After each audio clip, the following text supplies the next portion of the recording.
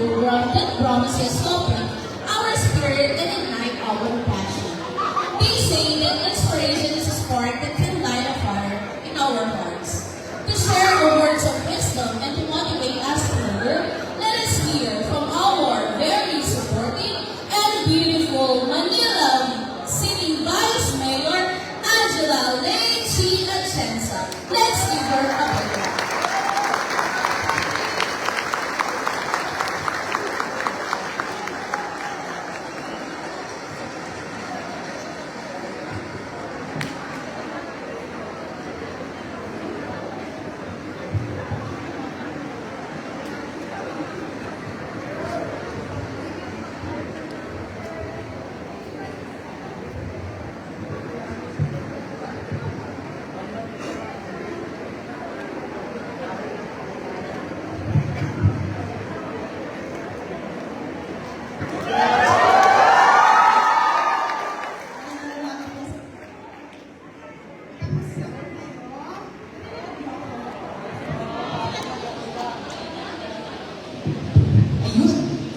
Well, unang-una, magandang umaga sa ating napakagaling na Kapisyon ng Sport Restoration. Palakpakan mo siya! Dahil kung wala siya, walang ganitong programa dito sa ngayon. But nevertheless, magandang umaga rin kay Sir Paul John Ramos, ang acting director TESDA Manila na sumusuporta sa atin. Palakpakan mo siya. Si Ma'am Esther Ferrer, ang OIC ng MMDC. At ang ating napakagaling na hindi na natutulog, si Direk J. de la Fuente ng hindi lang livelihood ang ginagawa o na iniisip na kung tutulong rin sa lahat ng mga nasasalanta ng kung ano-ano sa kuna. But anyway, nandito ako, first and foremost to say that together with your mayor, we are very proud of you. Because for one, alam namin na tinutulungan niyo yung mga sarili na makatayo. And sa lahat ng nangyayari ngayong krisis, dito sa ating bansa at lalo na sa ating bansa, the only way for you to succeed is kung talagang subukan yung tumayo sa inyong mga paa. At dahil ang TESDA, ang ating alkalde, ang vision niya through the Minimum Basic Needs Program na habang nagpo-provide na employment sa mga Manileño, sila rin o tayo rin ay natuturo na mag-livelihood. Pero for anything, gusto ko lang i-share sa inyo. Hindi ko hahapaan ito dahil alam ko excited na kayo makausap at marinig ang mensahe ng ating alkalde. Gusto ko lang malaman ninyo. Even the time nung ako'y nagpapromote o ako bilang konsihal, talagang ang pinapanalangin ko ay mas paigtingin ang livelihood program dito sa Manila. Dahil sa lahat ng nangyayari sa buhay natin, the only way to equip you is kung marunong kayo tumayo sa inyong mga paa. Hindi kailangan ng malaking investment o puhunan. Minsan ang puhunan natin ay ating mga sarili at ang ating determinasyon na mag-succeed sa buhay.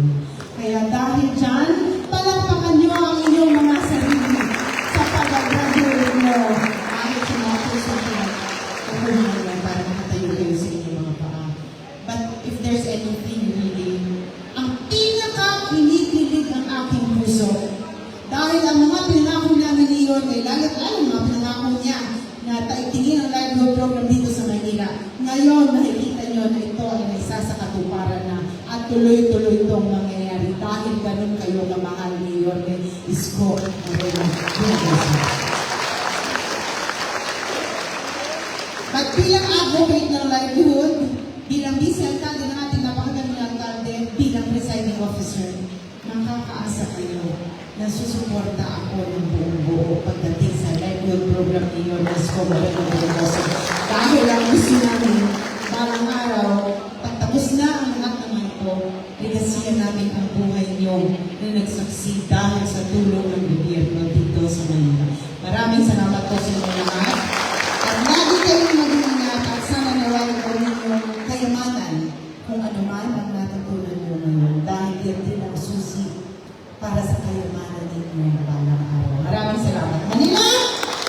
God first! Thank you so much, Vice, for inspiring us and congratulating our graduates. Salamat po, Vice. Muli po, magandang umaga sa inyong lahat. At sa umagang ito, pinakahihintay po natin, Ibibigay ko po sa inyo ang tao na tunay na may malasakit at pagmamahal sa ating lahat, sa Maynila, ang alkalde ng lungsod ng Maynila, Yomel Isko Moreno Tumarosa.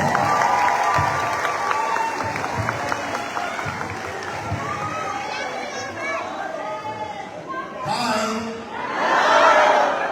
Hello! Isa sa inyo, parang walang crisis Ay, maraming salamat. Palakpakan natin si Director J. Pilopuente.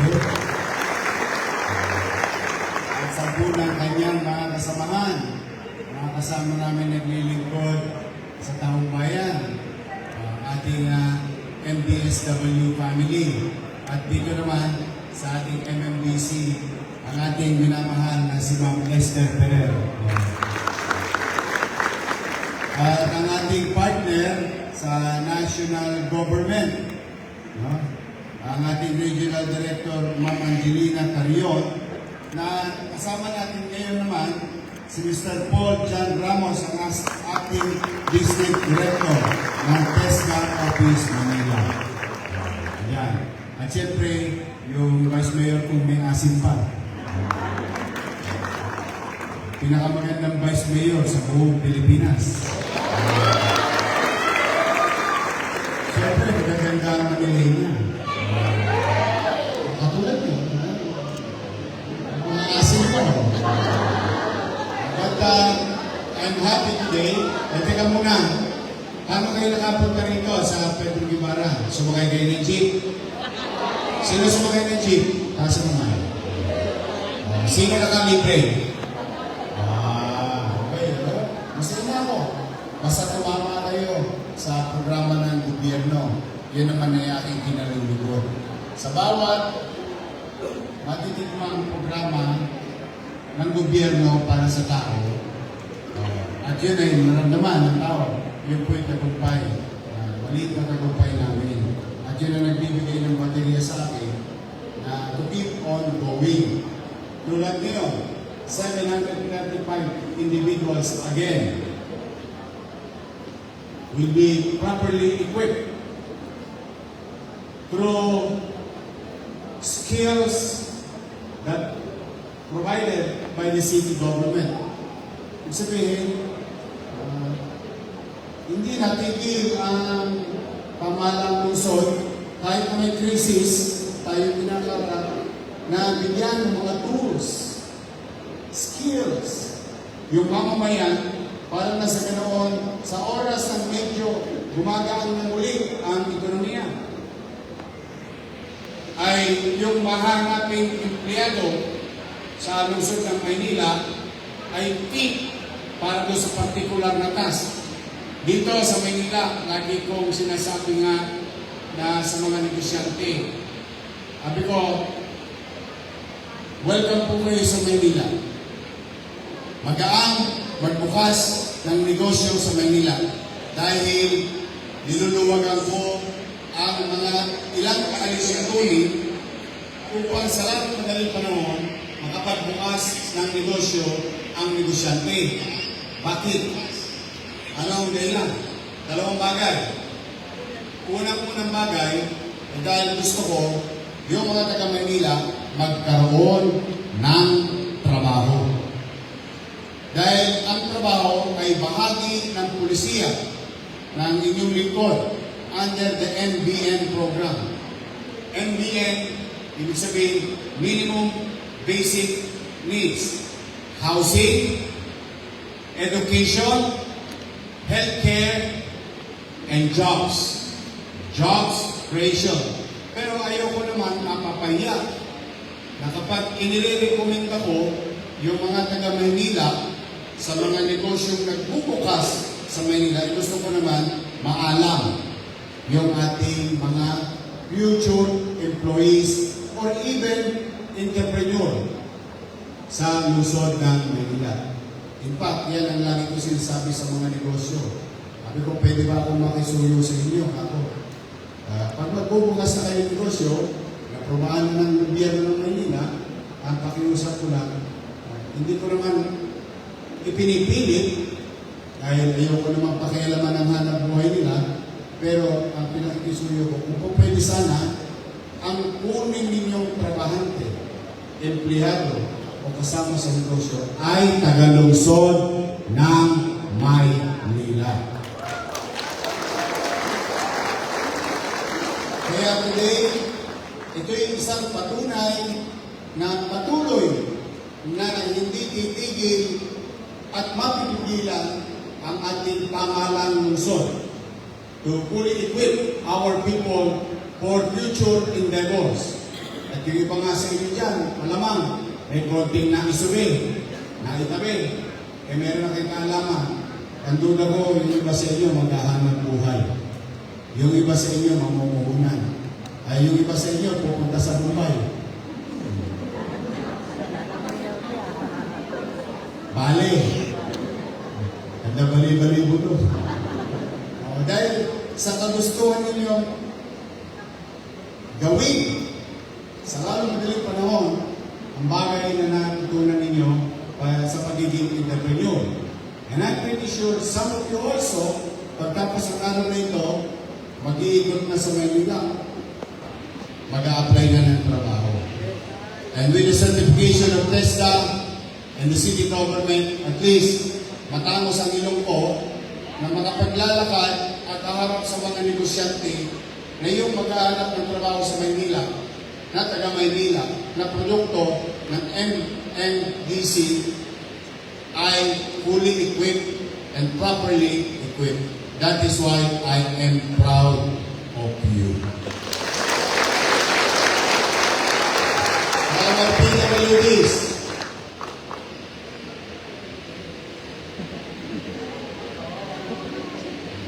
ayan, sa Maynila, senior citizen pwede magtrabaho. PWDs pwede magtrabaho. May equal opportunity because that is the policy of yours truly. Yan ang talagang medyo medyo pinanggigidila ko. Gusto ko lahat magkaroon equal or patas na pagkakataon. Kaya sana someday pag nagamit nyo na yung natutunan ninyo, whether sa trabaho o sa paghahanap buhay, huwag niyong sasayangin yung opportunity. Eh, galingan ninyo. Happy ba kayo? Yes! Talaga? Yes! Sulit ba? Yes! Nung napasok ka? Nung tumila ko? There are so many things that we have experienced, but I'm really happy. Chichi and I, and the entire City Council is very happy and proud to each and every one of you. Now, but same manner, we are grateful to our partner, TESDA. Palakpakan natin ang TESDA. Hindi lang natin sila partner to provide skills. Diba? Talaga naman. Sana to, mapasanang ulan ito mga to. Para dumami pa. Inabot niyo ba yun? Gremlins. Pero ito yung gusto mong dumami na mabuti.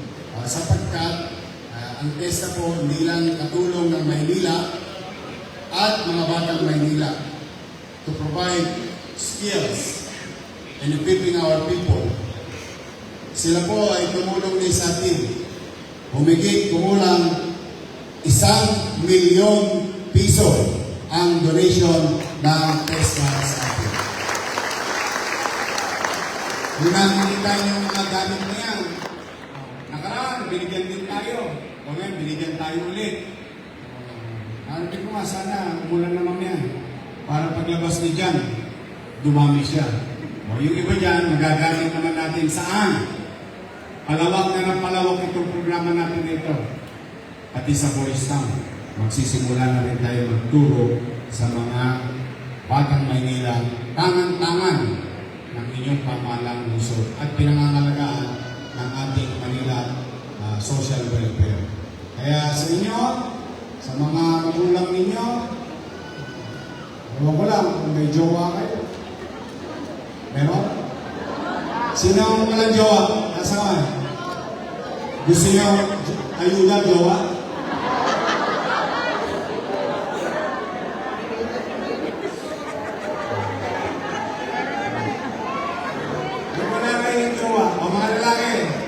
lahat kami ng lalaki.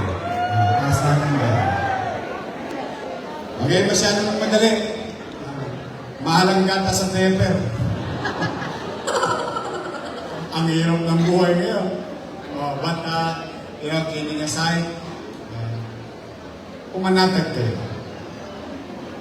Crisis ngayon, nakita nyo, nakaisip ang inyong pamahalang lungsod. May kita ang driver, may kita ang operator, nabentahan ng gasolinahan. Higit sa lahat, walang bayad sa pamasahe ang taga-lungsod ng Manila.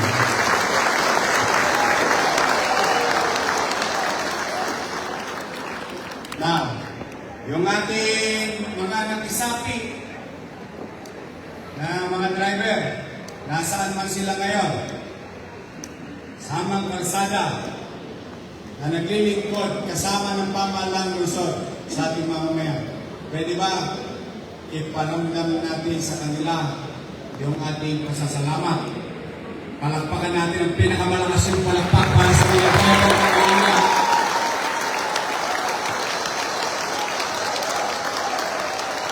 Parang gawa mo, driver, ha? Paluwain mo. Ibigay mo, nag-umpisa, 3 muli. Ha? Tapos, last Monday, ginawa ko 3.5. Kaninang umaga, alas 7 ng umaga, ginawa ko ng 4,000.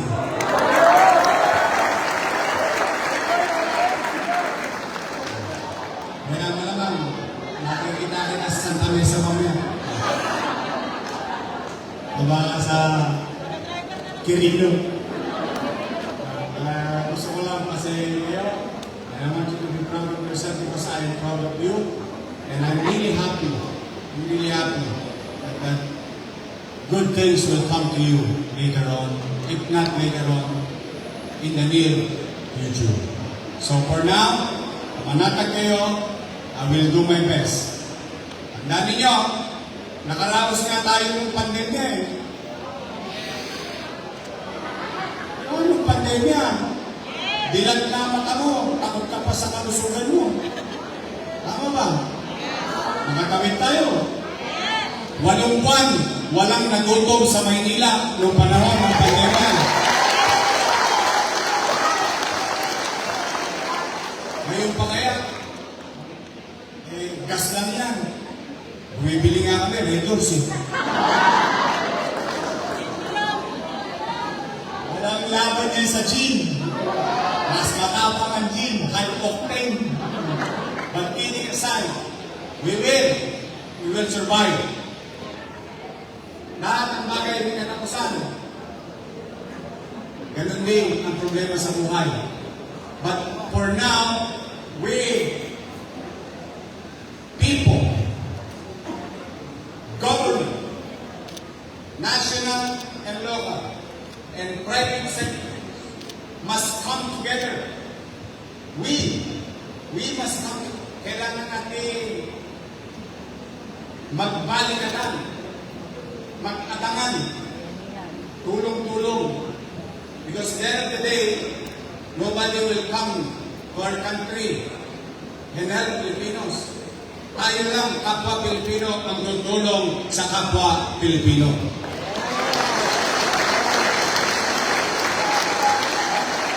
Bilang Pilipino at Manileño, may raraos natin to. Itatawid natin to. Huwag kayo mag-alala. Pag wala na akong maipiga sa Bimpo, nakita niyo yung clock tower, dadalhin mo yan kay Tambunting. Makaraos lang kayo. Makatawid lang tayo.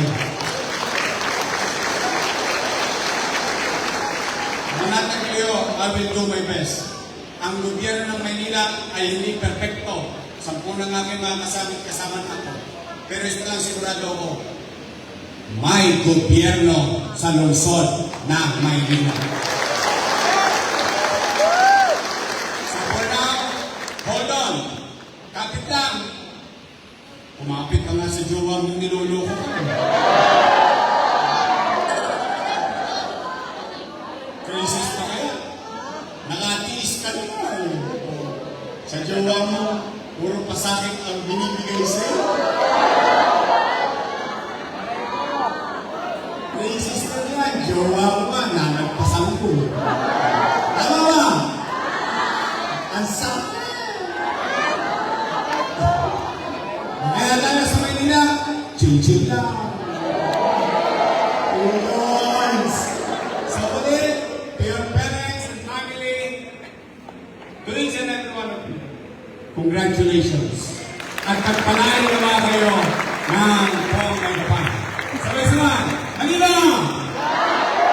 Of course, thank you. Thank you. Nakakalimutan ko, isa lang, o pag-uwi ninyo, sigurado ako may makakain kayo. Lahat kayo may tatanggaping grocery. Thank you so much, Yorme. Okay, before we continue our graduation ceremony, we will have a ceremonial turnover of the toolkits from the Technical Education and Skills Development Authority